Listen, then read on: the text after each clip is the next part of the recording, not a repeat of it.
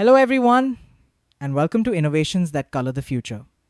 Now, today's episode is a very special one. Joining us today is someone who has been at the forefront of this transformation, Mr. Atil Parikh, CEO and Managing Director of 20 Microns Limited. Mr. Parikh, thank you so much for joining us today. It's truly a pleasure to have you.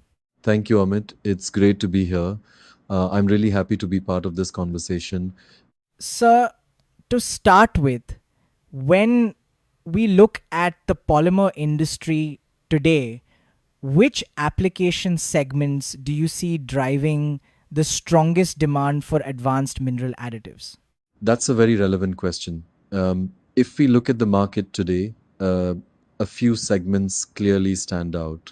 Automotive continues to be a major driver, especially with the shift toward lightweight materials, better thermal performance, and now electric vehicles. With EVs, requirements like flame retardancy, heat resistance, and dimensional stability become even more critical, and mineral additives play a key role there. Then we have infrastructure and construction. India is investing heavily in housing, sanitation, water supply, urban development, and all of this creates strong demand for polymer based solutions. Electrical cables, power transmission, telecom networks, renewable energy, these are also growing rapidly. And here again, performance requirements are very demanding. Even packaging, which has traditionally been cost sensitive, is now evolving. Performance and sustainability are becoming equally important. So, overall, demand is being driven by performance expectations, not just volumes. That's interesting. Sustainability has become a big conversation across industries. How has the increasing use of post consumer recycled materials changed the way customers think today? Honestly, PCR has moved from being a nice to have to a must have.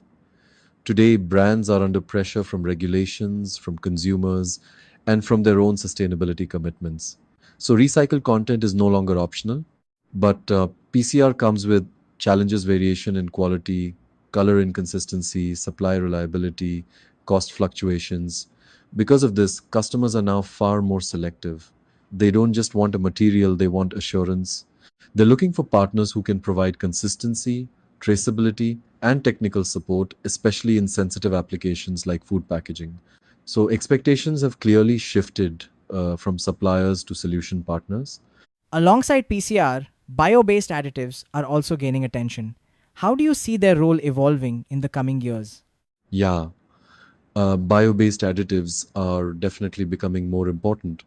When combined intelligently with mineral fillers, they can deliver very interesting results, improved compatibility, better performance in compostable polymers, and support for biodegradable systems. Of course, challenges still exist: scalability, cost, and feedstock consistency. But the direction is very clear. With supportive regulations, brand commitments, and increasing awareness, bio based solutions are slowly moving from niche to mainstream. They're no longer just experimental, they're becoming industrially viable. Nanotechnology has been discussed for many years. Where do you think the industry truly stands today? Yes, nanotechnology has finally crossed the bridge from research labs to real world applications. At 20 microns nanominerals, we've successfully scaled nanoclay, nanosilicate, and nanocalcium carbonate, not just at pilot level, but commercially. These materials operate at extremely small sizes, typically between 1 and 100 nanometers, which gives them very high surface area and strong interaction with polymer chains. What this means is you get significant performance improvements at very low dosages. Earlier, dispersion was a challenge, but with advances in surface treatment and processing technologies, those barriers are largely resolved today. So, nanotechnology is no longer futuristic, it's very much present. Research and development seems to be a strong pillar at 20 microns. How central is it to your growth strategy? You are right. Research and development is absolutely core to who we are. It's not just a department, it's a mindset. Our teams include chemists, geologists, materials scientists, and engineers who work very closely with customers. The focus is always on solving real problems, not just creating new materials.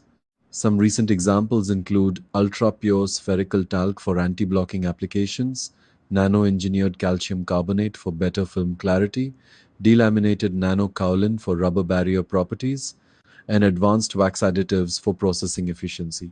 Every innovation is driven by application needs.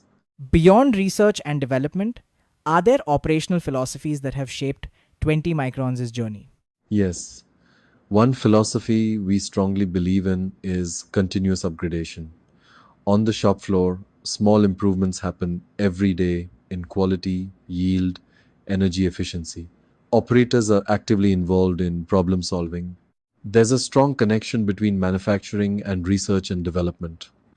This culture of continuous improvement is just as powerful as breakthrough innovation. AI is entering every industry today. How do you see its role in additives manufacturing? AI is not replacing human intelligence, it's enhancing it.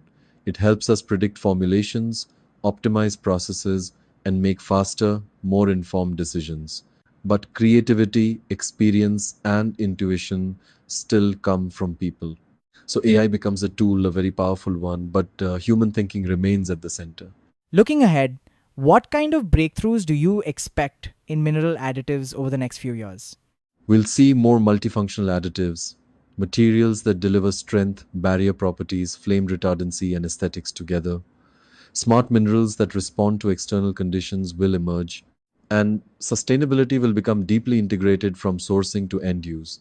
Most importantly, additive companies will move closer to customers, becoming true partners in design and innovation. Before we wrap up, what message would you like to share with young professionals and entrepreneurs? Stay curious, always question assumptions. Balance technical knowledge with human understanding, relationships matter.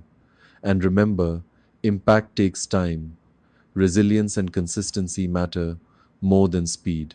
Thank you so much, Mr. Parikh, for sharing your insights and vision with us today. To our listeners, this conversation reminds us that the future of materials isn't just about innovation, it's about how thoughtfully we use it. Stay tuned for more episodes of Innovations That Color the Future.